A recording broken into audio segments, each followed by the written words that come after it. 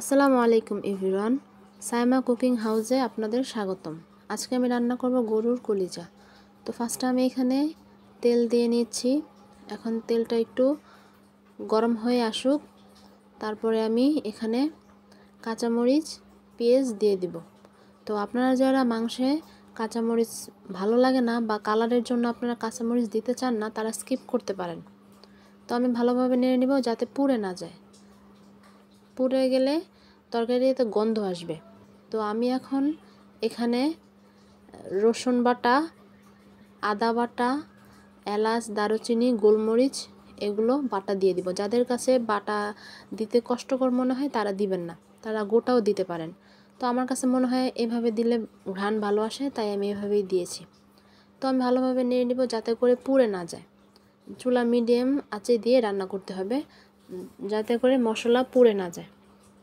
তো আমি এখানে ভালোভাবে নেড়ে নিচ্ছি। এখন আমি সামান্য একটু পানি দিয়ে নিব যাতে পুড়ে না যায়। তো পানিটা একটু হালকা গরম হয়ে আসুক, তারপর আমি এখানে একে একে হলুদ গুঁড়া পরিমাণ মতো দিয়ে নিব। তারপরে মরিচ গুঁড়া দিয়ে নিব, তারপরে লবণ দিয়ে নিব। ভালোভাবে নাড়তে হবে যাতে করে আদা রসুনের কাঁচা ঘ্রাণটা চলে যায়। তো আমি এখানে ভালোভাবে কষিয়ে নিচ্ছি। আরেকটা কথা, সবাই মশলা ভালোভাবে কষাবেন। যত ভালো কষানি হবে তত সুন্দর আপনার রান্না হবে। যত সুন্দর কষাবেন তত ভালো আপনার রান্না হবে।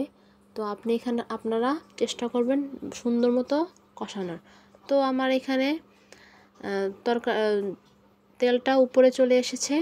তো আমি এখন এখানে আলু দিয়ে দিব। ফার্স্ট আমি আলু দিব। আমরা এখানে আলু দিচ্ছি।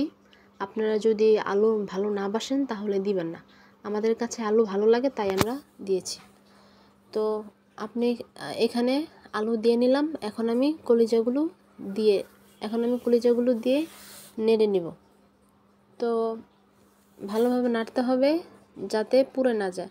আপনারা কেউ ভাববেন না যে আমার পুড়ে গেছে, সাইড দিয়ে হালকা একটু লেগে আসছে, ভাজা ভাজা হয়েছে, তো যার কারণে এমন মনে হচ্ছে। তো আমার কড়াইটাকে সবাই স্কিপ করবেন, আমার রান্নাটার দিকে মনোযোগ দিন। এই যে এখানে তেল উপরে চলে আসছে, আমি এখন ঢাকনা দিয়ে ঢেকে দিলাম। হালকা 2 মিনিটের মতো ঢাকনা দিয়ে ঢেকে দিলাম। এখন আমি আরেকটু নেড়ে নিব।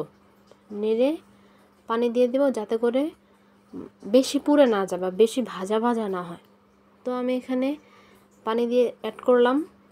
পানি অ্যাড করার পর এখন আরেকটু নেড়ে নিব। নেড়ে মশলাগুলো একটু ভালোভাবে তরকারির গায়ের সাথে মিশিয়ে নেব। এখন আমি ঢাকনা দিয়ে আবার ঢেকে দিব।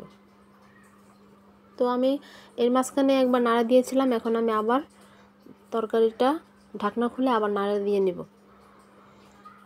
তো ভালোভাবে নাড়াতে হবে আর খেয়াল রাখতে হবে চুলার আঁচটা যেন মিডিয়াম লোতে থাকে, আবার বেশি লোতে যেন না থাকে, তাহলে সময় লেগে যাবে বেশি, বুঝতেই তো পারছেন। তো এখানে আমার ঝোলটা অনেকটা শুকিয়ে এসেছে। তো আমি ভালোভাবে নেড়ে নিচ্ছি। তো ভালোভাবে নাড়তে হবে, না হলে নিচে লেগে যাওয়ার সম্ভাবনা থাকবে। এই যে আমার এখানে গায়ে গায়ে লেগে এসেছে, তো আমি আবার পানি দিয়ে নিচ্ছি। এটাই লাস্ট পানি দেওয়া। তো হালকা একটু ঝোল ঝোল রাখবো, গায়ে মাখা। তো এখানে আমি পানি দিয়ে দিয়েছি। ভালোভাবে নাড়তে হবে। আমার তরকারিটা কিন্তু পুড়ে যায়নি, জাস্ট হালকা একটু লেগেছে। এখন ঢাকনা দিয়ে আবার ঢেকে দেব। তো আবার মাঝখানে আমি এর আগে দেখেছিলাম যে কী অবস্থা, এখন দেখতেই পাচ্ছেন আপনারা, বলক চলে আসছে। তো একটু ভালোভাবে নাড়ানাড়ি করে নিতে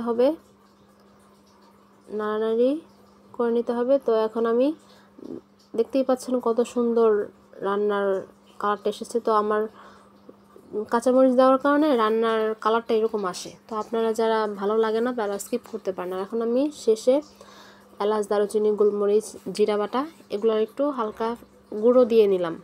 এটা দিলে তরকারিতে খুব সুন্দর ফ্লেভার আসে। এই তো হয়ে গেল আমার গরম গরম কলিজা ভুনা। তো আপনারা যারা এখন আমার চ্যানেলটাকে সাবস্ক্রাইব করেন নাই, অবশ্যই আমার চ্যানেলটাকে সাবস্ক্রাইব করে নেবেন।